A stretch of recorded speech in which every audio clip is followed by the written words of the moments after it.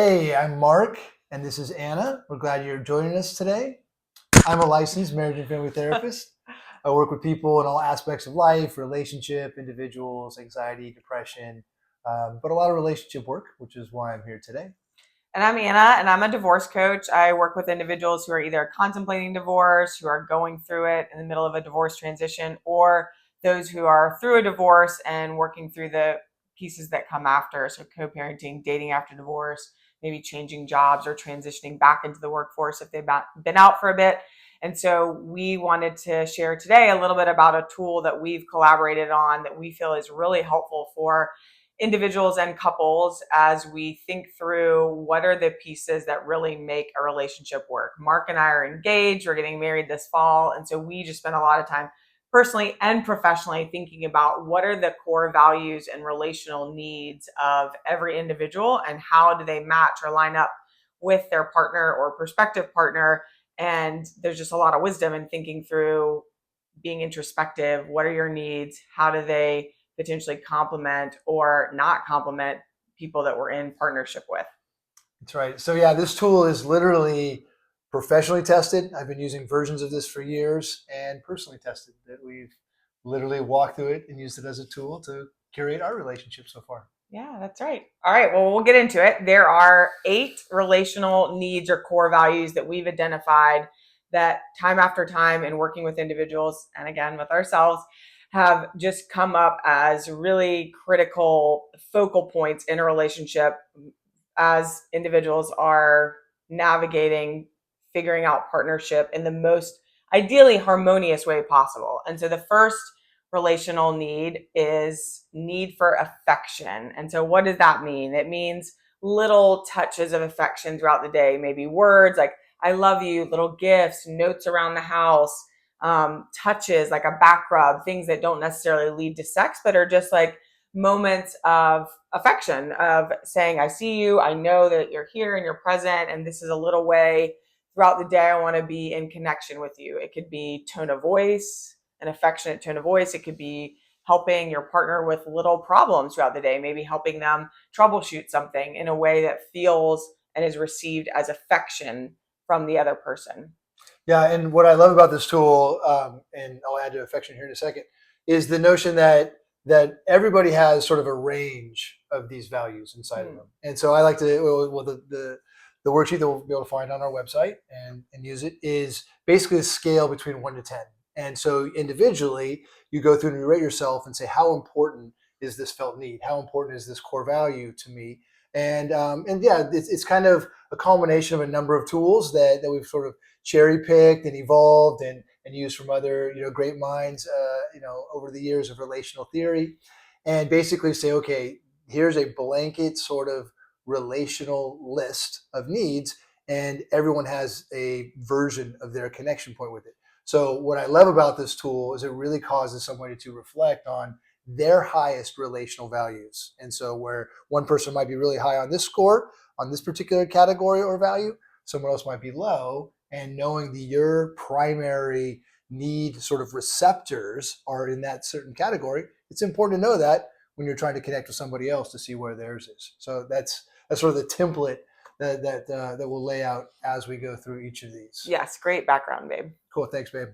And so affection, yeah, affection's great, and affection, when we think about it in terms of if somebody identifying their need, it's how natural or how important is affection for me. And Mm-hmm. so again, in self-discovery, you think through, well, when have I felt loved on? What's helped me kind of feel warm or resonated as a loving, nice experience? And so for some people, that's touch. And if touch is very easy to give, which is very comfortable to naturally touch your partner or be touched in a loving kind of way in relationship, then that's probably a pretty high need for you compared Mm-hmm. to somebody that might feel a little stiff, or if giving a hug feels really awkward, with Mm-hmm. a safe person, of course, that just feels kind of tense. That's probably not a very high naturally occurring relational need for that individual. Yes, yes. And we also want to talk on each of these different needs and core values, the 8 that we're going to go through on this video. We also want to touch on each one, how adaptable we think they are in terms of could your partner, if they are not very high on meeting any one of these needs of yours, is there room for change and growth? And so I think we're going to talk about each one and kind of say what it is, name it, see if it resonates with you in terms of what your needs might be for partnership, but then to also say, okay, if this one you feel misaligned with your partner, if need for affection is misaligned, we think with the right tools and coaching, we could figure out how to help you and your partner be more in sync on this one. I think this is a one that somebody could grow in. Do you? You can adjust or grow. Well, and again, a part of it is on that scale. If partner A is in 10 of 10, where just everything is just touchy and words of kind affection all the time. Oh, thank you. Then that's super high. And then if their partner is 1, that chasm might be too big to jump. But if there's like a 6 and a 3, okay, we could work with that. Or a 7 and a 4, I think we could work with that. And it's like I use the illustration of the tool love languages, which is a great tool. The 4 love languages, 5 love languages. 5 languages. So great tool. But the reason I love that tool so much, when I work with some clients with that particular instrument, it's this notion of when you learn a second language, it's often obvious that that person is a second language learner. So, if someone has an accent, or if I'm going to try to speak in Spanish, I'm going to misconjugate the verbs or whatnot, but I can get the general idea across, but it's obvious that I'm not a native Spanish speaker. And so same with these languages or these values of relationship. So a person might learn and intentionally practice this value of affection, but if it's not their natural occurring sort of, primary core value, then they might be a little clunky with it. Yes. And again, that's where the partnership can work together to say, I can give grace to my partner because I know they're trying. I know they're willing to work on it. And I appreciate that, even though it's not as naturally fluent as it would be for the person who's a 10. Right, correct. I personally think this is one of the 8 that probably is the most, one of the more easily adjustable, though, because it is gifts, cards, flowers, little touches, more frequent hugs, kisses, essentially like non-sexual throughout the day. So I think you can kind of coach someone. Some of these others that we're going to go through, I think, are a little bit more challenging to help people ratchet up or ratchet down. But this one, I personally think, is a little bit easier. And just to quickly call out specifically, I think a lot of women really love this one and feel a need for it because, as I've shared with you before, Mark, I've told you, you are the only partner I've had that is actually very good at this, doing touches that are non-sexual, like not wanting to lead to sex immediately. And I think for a lot of women, they have a high value for having a partner that's willing to be physically engage with them, where it's not like, okay, now that I've rubbed your shoulder, we're going immediately to the bedroom. It's just, hey, I see you're there, and I want to give you this nice touch that might help your cortisol go down or your oxytocin go up, and a simple pinch of your side when you pass each other in the kitchen on the way to the refrigerator. Little things I know I've really enjoyed. And what's also interesting is that with some of these, if you've never experienced it with a partner, once you potentially get it in a partner, you don't even maybe know how much you love it or value it. And so for me, I might have, in taking this assessment, said, I don't really need how much, I don't know how much I need that, maybe a little. But now that this one in particular I have with you, I'm like, wow, I love having an affectionate partner. It's super important to me. And I think that's the tricky thing in helping people navigate marriages, partners, second marriages, dating after divorce. It is hard helping people enter in or even conceptualize, if affection is one of your highest needs, there are people out there who are really affectionate. You don't have to go without. And I think if you've been in a long partnership or long marriage and you're coming out of it, it's hard for some people to even conceptualize that could be available to them. Yeah. That's great. Yeah. And so again, just thanks for reiterating the fact that this tool can be used in 2 different capacities. For someone in relationship who wants to find that deeper level of connection by understanding these values for themselves and asking for them. And again, one of the greatest things in a relationship paradigm is it's okay to ask for your needs. To be aware of your need and request your need will certainly increase the potential of receiving your needs. So a lot of people, like you said, don't even have that awareness of wow, that would feel nice. And maybe for somebody who's in relationship, might see it in a movie or might have some sort of a double date with another couple and see the way that couple interacts, Right. and say that just really kind of lit me up, or kind of got my attention the way I saw them interact like that. Maybe that's one of my core needs. Is there a way that we could increase that? And again, we're not going to go from 0 to 10 in any of these categories, but can we go from 4 to 6? Absolutely. And from 4 to 6, now all of a sudden I can honor that in my partner and go from my demand of 8 down to a 7 or 6, and we're able to find that relational connection, even though we're not automatically intrinsically on the same point as we start. Right. Love that. Okay. Second relational need, core value, is need for intimate conversation or deep conversation, and then honesty and openness. So this I would categorize as asking expansive questions, using conversation starters to get to know your partner even better, even if you've been together for many, many years, decades. Having balanced conversations. A lot of times we work with people, and we might have ourselves been in relationships where there was an imbalance in conversation. So more balanced conversations, giving undivided attention in communication, in that intimate conversation. And then just really prioritizing honesty, openness. What did you do today? Tell me about your day. How are you doing? There's so many couples that I think there was one study that we heard about on a podcast that couples with kids that are both working talk like 45 minutes a week. Actually, they like monitored. I think it was the Gottmans. I think it was 15 minutes. It was something very low, right? And so just prioritizing. So for a lot of people, intimate, deep conversation, like rich questions and engagement conversationally, is really important. Yeah. And again, from that scale perspective, if you identify that's a super high need, try to draw that out of your partner or make that request known. Or again, if you're on the dating side and looking for a partnership, you know full well that open communication, that deep connection is a high value when you begin to talk to somebody. In fact, we just heard a dating coach who said, what, you have 3 dates to identify your top needs. And if you don't see that play out in this person you're talking with after 3 dates, like they're shallow, or they don't ask expansive questions, or they don't really seem interested in sharing your day, or sharing, kind of their vulnerable or just kind of practical expression of their life and their day, then sorry, that's a red flag. Yeah.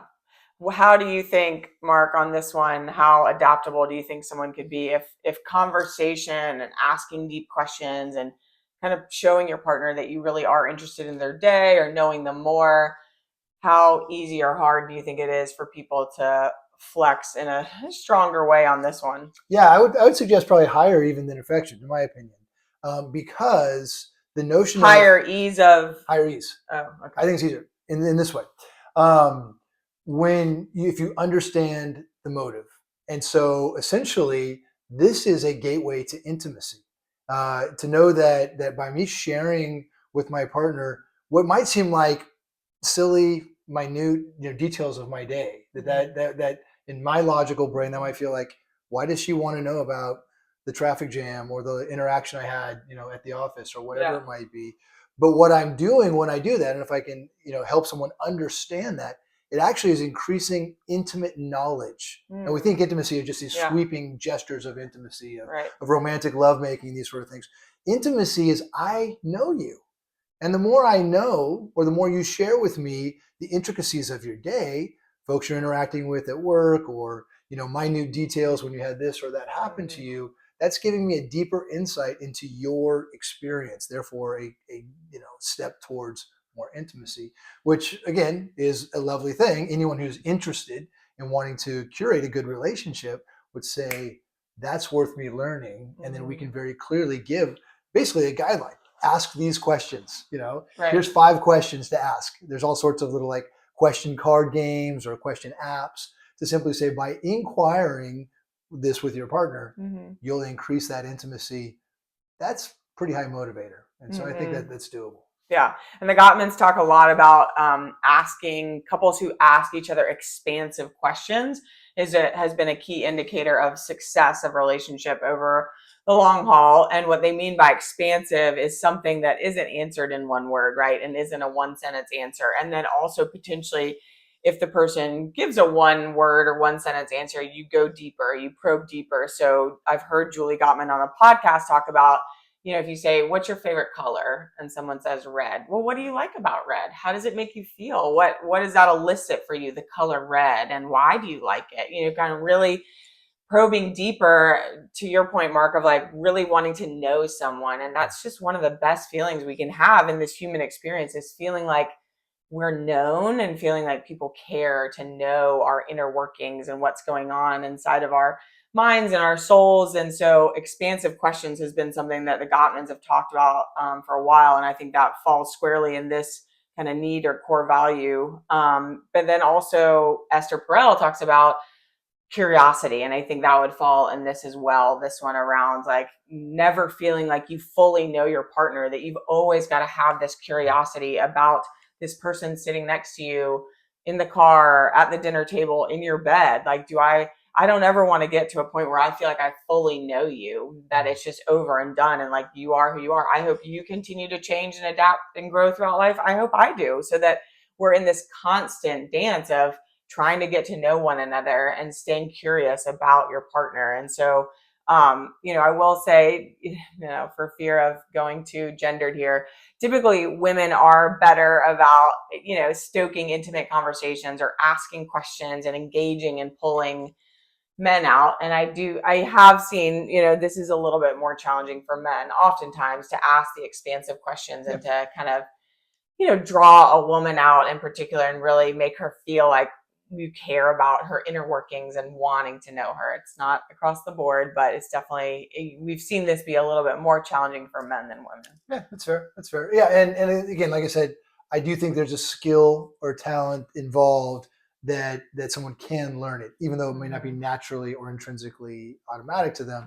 You can learn it, just like you can learn the skill of motivational interviewing. You can learn the skill of asking open-ended questions, and then it's just a thoughtfulness to practice that skill. Yeah. Okay. The next one, the third one, is sex, or a need for sexual fulfillment, a craving to engage in an enjoyable sexual experience. This is obviously a big one. This is one that probably gets talked about maybe the most in terms of couples therapy work, certainly couples that are trying to sustain love and romance and desire over many decades. This is a, core issue. And so you've been at this a lot longer than I have, babe, and working with people. But I mean, talk about how often or how big of a chasm there can be in both people's need for sexual fulfillment. Yeah, that's great. That's great. Yeah, and so people typically come to therapy for three reasons in couples therapy. There's conflicts about money, kids, and sex. So it's definitely like one of the top three indicators of why people come in to therapy in the first place.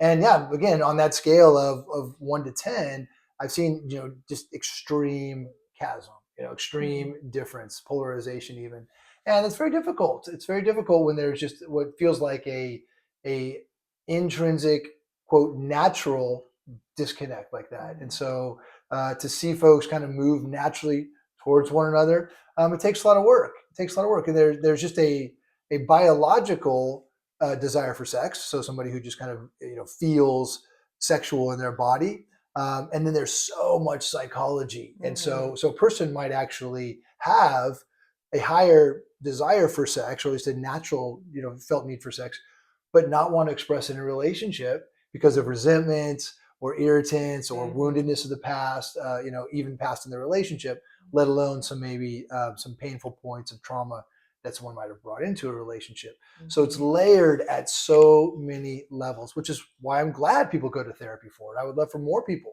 to go to therapy earlier, as soon as they realize in their relationship there may not be kind of that natural syncing up. I'd say seek help sooner if you're in a relationship. Yeah. And this is, it's around this idea too of creating a mutually beneficial and satisfying, enjoyable experience for both people. And I think one thing I've heard from multiple people, Emily Nagoskowski, who wrote Come As You Are, one of the kind of leading books on female sexuality and sex in general, maybe not necessarily females, but it's certainly a lot about that. just this idea of a lot of women don't want to have sex, or maybe they have lower desire because they're maybe not having the kind of sex they want to be having. And I think what's really sad is that in the United States, I think we do a very bad job of kind of teaching appropriate age level kids and young adults about sex and healthy sex and having this, kind of warm appreciation and excitement about it. In our culture, we have such puritanical roots that it's where we live here in the US, it has so much shame and guilt and yucky stuff around it that sadly, I think with a lot of couples, it's not even an easy, open, fluid conversation for one or the other to say, like, hey, we're not having the kind of sex we want to be having, or I'm not, because that could be really hurtful to the other person. And so, how would you navigate that? How do you Sure. encourage people to have that open conversation? Yeah. Well, like you say, it's a conversation that is so deeply um, sort of forbidden or ingrained that it's a taboo Mm-hmm. topic where we want to be able to encourage folks just to talk a little more openly about sex. But again, we're talking about many aspects of our formation. So, how does the average person learn about sex? Maybe a sex ed class in Mm-hmm. sixth grade or seventh grade or middle school or something. And then by that point, even they've already been exposed to probably a lot of sexual content on the internet Mm-hmm. or movies or whatever it might be, or older siblings or older kids saying things Right. that are whatever exaggerated or untrue.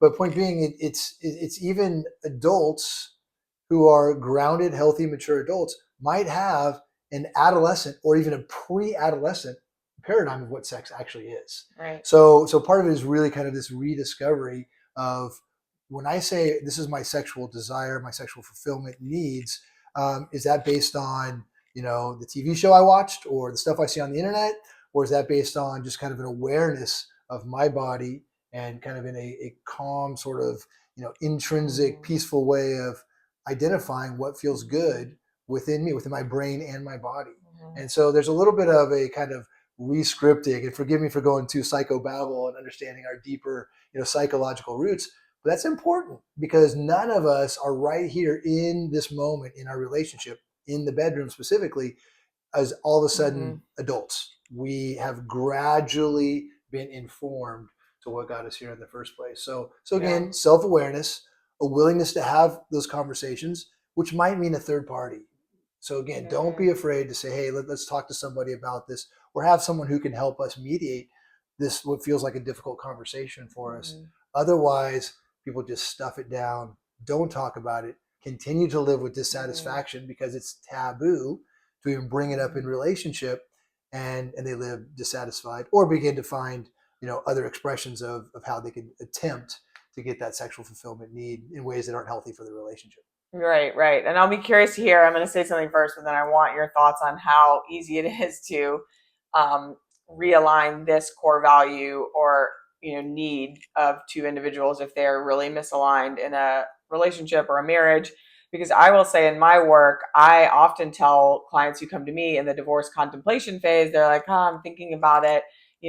This, and this is happening, and I'm just not sure if this marriage is right anymore." And I always ask about the sex, and I'm like, are you guys having sex? And if they say yes, and I'm like, and also, is it good? Are you satisfied? And they're like, yeah. I'm like, okay, we have a lot to work with here. So anytime I'm doing an intake with a new client who's in the contemplation, I let them know, across these 8 core values or relational needs that people have, sex is a huge one that if you are aligned on, that gives us a lot to work with. Because as I mentioned in the beginning, talking about this one, like, that is such a frequent area of disconnect for couples or disappointment on one or both sides, that if you don't have to work to get a couple back on track sexually, like if they're kind of good and both are generally satisfied, that's a really good starting point. And I'm able to tell couples and say, just so you know, like, I work with other people that haven't slept with their partner in 3 years or Mhm. 5 years, and they're like, whoa, that's really enlightening.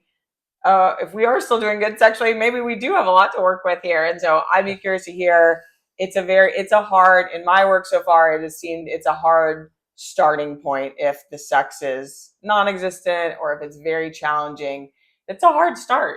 Yeah, no, that's great. That's great. That's really insightful. And I would agree. In here's why I often say each of my fingers represent a bond of relationship. So people in relationship where they might have a bond of love, they fell in love with each other, they're infatuated, a bond of sex, a sexual bond together, financial or kids bond together, maybe a bond together of their family tradition or their religion or their faith or something. And so what happens over time is many of those bonds begin to get severed, and a relationship under stress might only have 2 or 3 of those original 5 or 10 connecting points that they once had. And with the power of the sexual bond, like you're describing, there's so much more at play. So the idea, even like we talked a minute ago about deep conversation, I can teach someone to do what's called motivational interviewing and asking deeper questions and asking open-ended questions. We can teach that skill. Mm-hmm.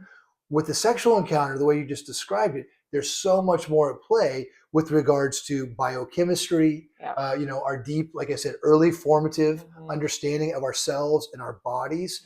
And so because it's layered in so many different, compounding benefits, I would say that, yes, this is one that if that's the only thing that's barely hanging on, we've got a lot to build on. We can build on that. Yeah. The other thing too that I was thinking when you said about a minute ago, you said something about if the deep resentments have built up, then even if you're physically wanting to connect, you don't want to connect because of all the built up resentments. Even if you're horny or you have a sexual urge and you want to, if you're with a partner where there's been so much built up annoyance, frustration, disappointment, et cetera, then it still can't happen. And I was thinking about a couple years ago. Do you remember we had met a friend of a friend and we went out to dinner with him a couple times, but it was spread out over like 6 months. And the second time we went out to eat with him, he shared with us that he had separated from his wife and his wife was now gone and took the 2 daughters. And then he openly shared about like, yes, we hadn't had sex in a long time. And I just very boldly said like, wow, you guys weren't having sex? Like she had such great tits. I can't believe you guys weren't having good sex. And you and he both simultaneously laughed with like a knowing, and he went ahead and said that, yeah, it doesn't matter if there is so much resentment. It doesn't matter how good the tits are, or how great the body is, or how good a perceived or possible physical connection could be sexually between 2 people. If the emotional, intellectual, relational pieces have broken down, like it doesn't matter if you're both physically attractive still, Yeah, great point. I remember that. Which was eye-opening to me. Yeah. Yep. That even men could reject advances. What? In that arena. So, okay, that was the third one. The fourth one is the fourth core value or relational need is a need for admiration or respect. So, a craving to be shown respect, value, and appreciation. So, this idea of maybe being appreciated more than anyone else in your partner's sphere and receiving admiration in the presence of others. And then maybe just, little words of affirmation. This is one of the love languages essentially, because one of the core 5 love languages is words of affirmation. So this is kind of pointing to that of admiration, respect, and just calling out the ways that you admire or really cherish your partner. Mm-hmm. Yeah. And again, the reason I like this tool is because I think it's layered. And so there's words of affirmation that are wonderful as a love language expression. This is a little deeper insofar as a recognition of one's personhood and often even publicly stated. So it would be again, I love the story Esther Perel says where she sees her spouse up on the platform, he's lecturing, and she's observing. It's like, that's my guy. He's up there crushing it. He's so bright. He's so smart. He has this room, at his command. Like that's super hot, And just it's kind of funny to hear Esther Perel talk about that. But there's a sense of that recognition in a way that even I would say go one step beyond affirmation of truly being seen and the acknowledgement of who the person is and all that they do. So it's often been considered kind of a masculine felt need where, hey, men need to seem like I'm out there doing the thing, but I think it's broader than that. I also think, there's many women that I work with that say, hey, I need to be seen. I think I get overlooked by the fact that I'm here with the kids, if it's that sort of situation, or, I'm doing this or that. And I need to be fully acknowledged, affirmed, and admired or respected for who I am and what I'm bringing into our life together. Yeah. And then what about this one, you think, in terms of adaptability or ease of Yeah. ratcheting up if that's your partner's need or someone you're dating or your spouse, if this is a big need for them and it's Mhm. not getting met, how easy do you think it is to lean in here? Yeah. Again, the I just when you asked that about the deeper connection, the baseline for all of this is it's a hell of a lot easier if there's an investment in relationship. And so when we're talking about folks wanting to work together with me on my side and the relational counseling side before they have come to a place that they've decided to move away from a relationship, or maybe they're not in a relationship at all, is to say I don't want to stay disconnected like this in our relationship. And so as soon as they make that crossover and begin to do what is some personal internal work of releasing resentments, of seeing the spouse for who they are, the partner for who they really are, or who they could be, then there's a much higher potential. Again, our sweet buddies John and Julie Gottman talk about this notion of either a pervasive negative bias or a pervasive positive bias. Mm-hmm. And what I see in resentment situations is a pervasive negative bias. Mm-hmm. When they're just an annoyance, it's built up over time, the person could do nothing right. And so no matter what the partner does, there's just sort of this irritant that's going to be, seething or coming out in words or energy or action. And if we can start to realize, like, no, I want to discipline myself to a positive pervasive bias, then I'm going to train myself to do that as a motivation or desire to come to a healthier, fulfilled relationship. So if the desire is there, the willingness to do the work is there, and the potential is much higher, of course. Yep. Yeah, I love that. Okay, next one, number 5, is recreational playfulness, companionship. This is a personal favorite of yours. And so this is just the need for someone to do mutually enjoyable, fun activities together, recreational activities. And, this is a shared one for us. Like, we love to move our bodies and we love to play and have adventure. And so, we were talking, it was just July 4th and we were on the East Coast this year, but last year we were in Orange County and we had like one of our best, most epic days because we did hot yoga and we hiked and we biked and we swam in the ocean and then we saw fireworks. And we're like, we did 4 things moving our body that were fun and play and side by side. And we're both, it's so important to both of us. And I think this is also one of the core values or needs that when you're younger, if you get married young, like we both did, that you maybe don't realize how important it is to you. And maybe we just pause for a second too. On some of these, it is just wild now looking at them as I'm now 40, but are your answers different at 18 and 19 and 20 and 21 when we were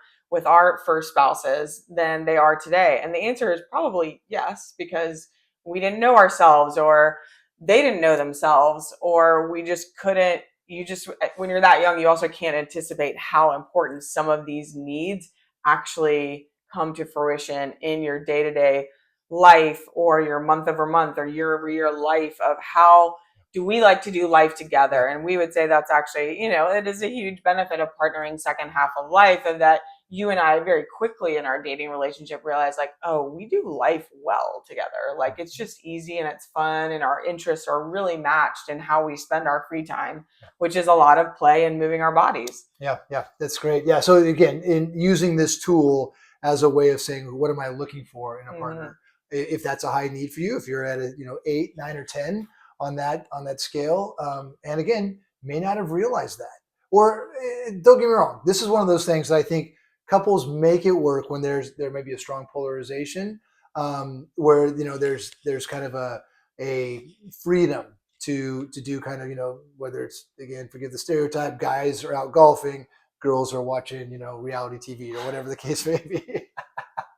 Where there can be sort of that segregation, and that works for a lot of couples, and that's fine. Right. If that's your program, that works for couples. And like you said, I think younger, you don't quite realize that.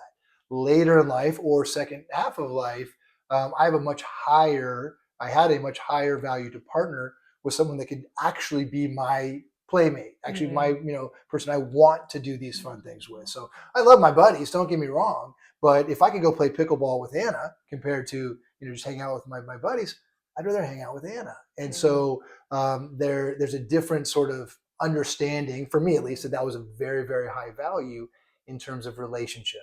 My personality has a high value of it, just being a playful personality, but I didn't know how important it was to have a partner that could have been my playmate until I realized that that wasn't the case in my previous relationship, and is a very high relational value for me from this Yeah. point on. And what about adaptability here, babe? Do you think this is an easy one for somebody to lean in if they're not very playful, not very active, or would you say this is one of the more challenging ones? This is one that uh, I think there can be some spirit of play, and we find some things Mm-hmm. that Mm-hmm. play. But the bottom line is, you and I are both very athletic, so Mm-hmm. the idea we just picked up a sport or picked up an activity, we kind of jump into it and do Mm-hmm. pretty well at it. It's a little tougher where there might be again a polarization of athletic ability. So even if the desire's there, it's Yeah. just kind of like, okay, Yeah. that's cute. Because we like downhill ski together, we water ski together, we play pickleball, we do hot yoga. Like there's so many things. Swim in the ocean, so body Yeah. surfing, playing in the water. But downhill skiing and water skiing, I guess, particularly, like you have to have some innate skill to be able Yeah. to do those. Yeah. So there's an athletic ability, and then a spirit of play, and I think that's probably a bigger thing. So if there's a spirit of play and just kind of a playful spirit, and this is a much larger conversation. In fact, Mm-hmm. I think each of these we could do a couple of conversations on there in of itself. But play even more so. Just quick sidebar, as we just listened to the Anxious Generation, that recent book on how kids are forgetting how to play or not understanding the importance of Mm-hmm. play. Culturally speaking, we need to play more. So let's all curate a spirit of play. So one, the playful spirit. If the playful spirit is there, or you're open to a playful spirit, then again, I think we can have some malleability. If it remains rigid in its unique positions, it's just a missed opportunity for more intimate encounters and more Yeah. shared common experiences. Right. Couples can do okay. They do that lifelong tradition of he does this, she does that, or whatever the case may be. But it's just an unfortunate miss. So I'd like to see Yeah. couples move towards the spirit of play, even if the specifics are, sorry, hon, you're never gonna, whatever, go water skiing with me, but we can at least play a board game. We can at least, do a fun Right. game with kids or whatnot. Yeah. And this is a challenging one that if this is a mismatch need where it's high for one and low for the other, recreational companionship and playfulness, because one of the antidotes for just falling into like a very cruise control love and just like flatlining your relationship, one of the things that all the greats that are couple therapists and psychologists say, do new things together to get that dopamine spike, to kind of reenact the chemicals in your brain that were present when you first started dating. And so I will say it's really tough if you don't have this element or an unwillingness on either part, because this is actually one of the things that is an antidote to falling into, just the drudgery of like day to day, like I've been with this person forever, nothing's new, nothing's exciting. They actually say, do new things, learn new things, play together, have new experiences, because then it gives you that similar, both at the same time, Christmas tree lit up brain, and then that kind of deeper connection of intimacy Love it. through Yeah. those the new rush of the chemicals that you had in your brain at the beginning. And then one more thing to say on this one, love, is we recently, one of our good friends, it's like very timely, like we have a friend who is out in California and he just recently broke up with someone essentially because they weren't a recreational Second half of life match. individual Yes, he's who's looking for divorced. a potential second half His partner. two girls are grown and both graduated from college now, and he was a little gutted over it and kind of confused and like, should I have really broken up over the fact that we can't share these activities? And Mark and I were kind of like, no, like it's a big deal now that like your girls are grown, you're not married, you're a single guy, and he's picked up a couple things, and it's California, so he's very outdoorsy and very sporty. And like if the person you love for the next 2 or 3 decades while you're still active and mobile can't do all these things that you really love, like that's tough. And so we were actually proud of him for sort of recognizing that this was one of his high needs or core values for partnership and relationship. And he just, yeah, he was so gutted over it because there were so many other things that he really loved about her and their connection. And he was even saying out loud, I could be wrong, I could be making a mistake, but because we didn't align in this way and she was even kind of unwilling to push herself in this way, then it just felt like it had a timestamp on it. Yeah, yeah, and that's a great example of realizing how high that value is for Mm-hmm. you. And so, this individual you're talking about, if his need for playfulness was again a 6, he would still be in the relationship. Yeah. I don't think he would have ended it. But self-awareness enough to know that it's a high value of being a 10 for him. Um, you know, gave him the sort of the initiative to make that very hard decision to Right. say goodbye to the And relationship. again, to call out, maybe he wouldn't have made that same call as a 20-year-old as he's making as a Sure. 50-year-old, And again, to be perfectly clear, this was a dating relationship, a new sort of discovery Yes. Yeah. relationship. I Not a don't marriage. think anyone who's hearing this, who's married, should listen to this and walk in and say, "Hey, we don't go snow skiing together. I want a divorce." I mean, obviously, no. That's not. Yeah. That's not the impetus. It's this idea of this collaborative understanding Mm-hmm. of who you are in relationship. If you're in relationship, how you can call your partner and your partner call you Mm-hmm. to a deeper connection, and or if you're looking for a relationship, either first time relationship or a second half relationship is what we call second marriage post divorce, then that's an important need for you. Yep. Awesome. Okay. Okay, 3 more. 6-1 is physical attractiveness. So this is pretty straightforward, but a craving to observe someone whose physical appearance is aesthetically and or sexually pleasing to you. So physical fitness and weight, clothing style, hairstyle, their smell, physical hygiene, makeup, maybe even tone of voice, which, sorry, babe, I have a pretty low voice for a girl. But hopefully I'm okay on the others. Yeah, we got it. You're all good. You're all good, babe. Don't sweat it. And again, perfectly clear, guys. This might be a very low interest point for some people. Yep. Very high for some, very low for others. And I want to be clear. It's not a measurement of vanity or shallowness. It's an understanding of why are you attracted, or the collective of attraction to the individual. And so again, I want to be really careful, because even there's folks from my background, which is coming up with some religious ideology of just understanding like beauty is fleeting, and invest in character.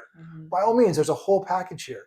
But a person who's integrous and great character and has a warm spirit, that's pretty attractive. Confidence is pretty attractive. There's a breadth of confidence or of attraction that can be very widely understood.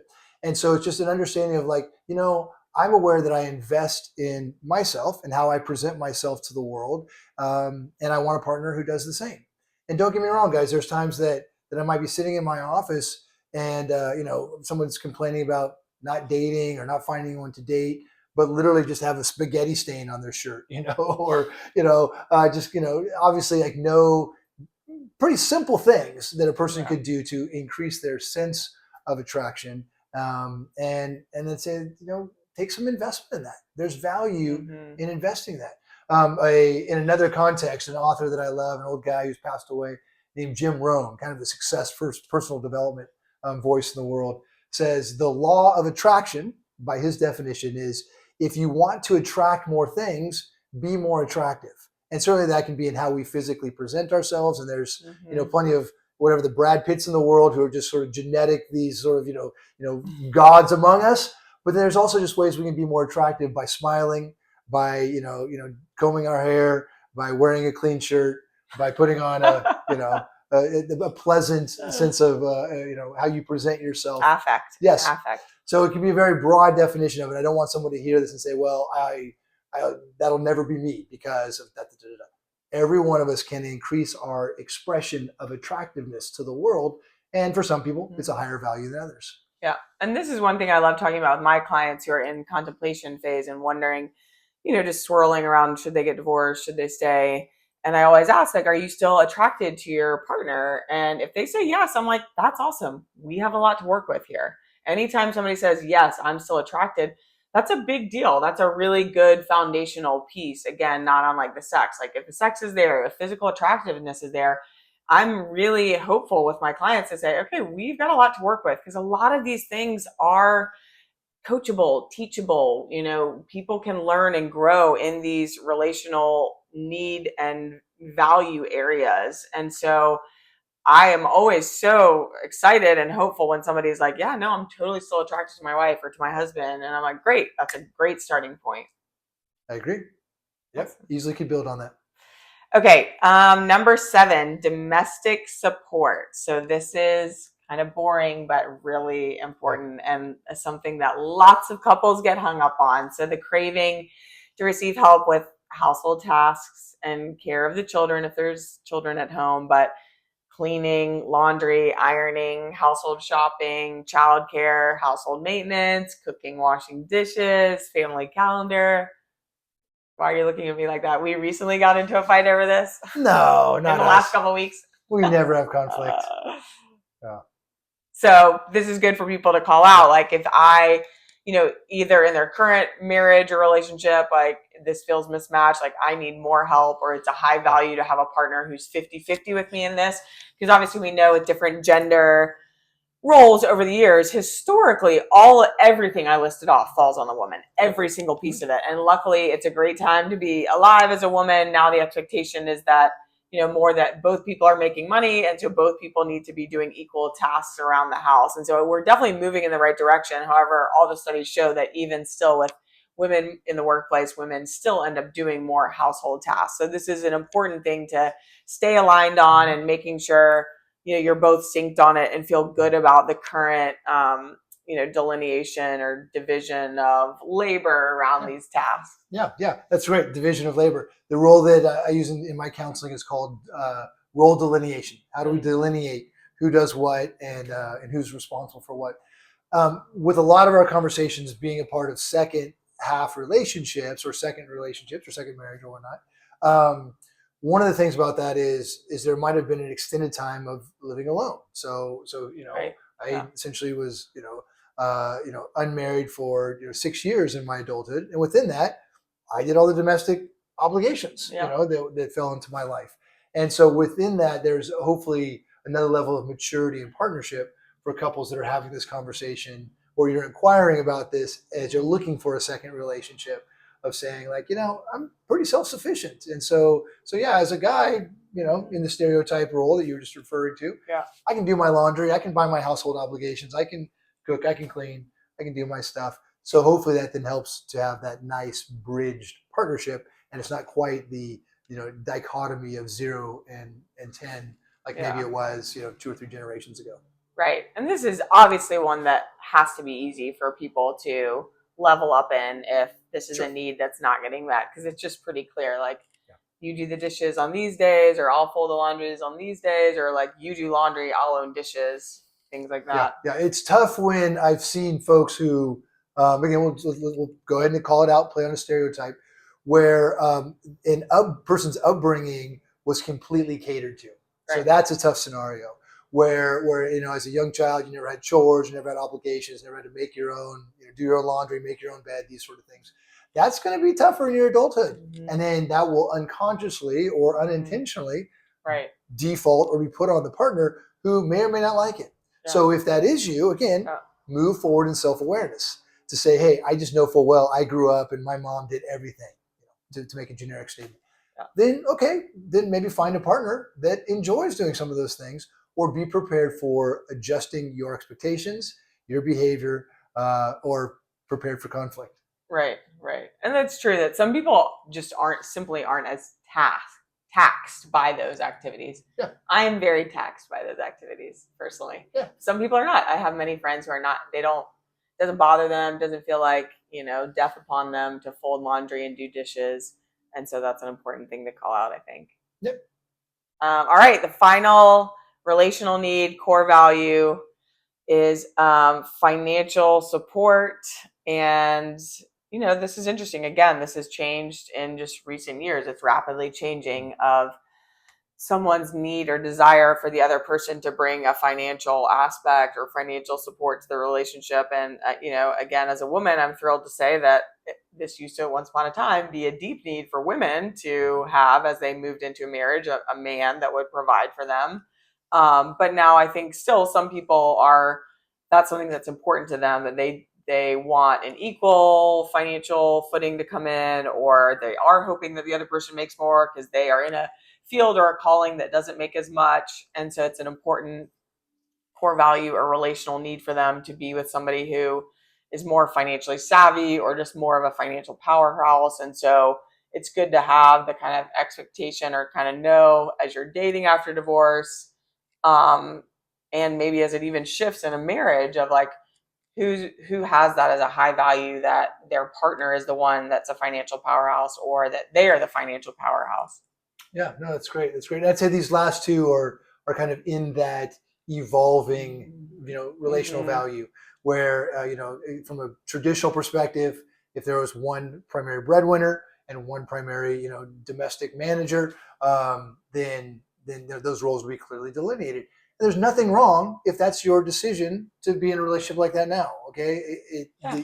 the important thing is clarification and communication and expectations, and we lay those out, Mm-hmm. then then we're in a lot better position. So I do have couples that I work with that do fall into, and young couples, millennials, who fall into the traditional roles of like a Right. primary Yeah. breadwinner and a primary domestic manager, and that's fine. And they make sure they work it out and they talk about that, and those expectations are clear. But the key is, what you would like, and as you're talking to your partner, this is their expectation, and or while you're looking for a potential relationship person, that you would make it kind of clear, like, hey, as I get in this relationship, I'm hopeful to have a financial partner who also contributes so that we can be a two-income family. Or, Mm-hmm. hey, it's really important to me that I stay home Yeah. and continue to take care of the house, but I bless you to go out and slay the dragons and make money for us. Either way is fine. We just have to communicate and clarify our expectations. Yep. Yep. Okay. That's it. The 8 relational needs, core values that we have seen over and over again in our work, and thought it would be helpful to kind of put a video out there to walk through what we see as these sort of 8 core values or maybe even pillars of relational needs that really are important to get clear on for yourself, to be self introspective, both for what your needs are and then also what your partner or potential partner's needs are and how those match up. And thinking about, whether Mark said a lot of his work is trying to help people who want to stay in the container of marriage, like how does, the different individuals figure out to get the tools and muscles to flex higher on some of these categories that their partner is maybe really needing them to show up more in. And then in dating after divorce, more of what I deal with is, how do you really identify these?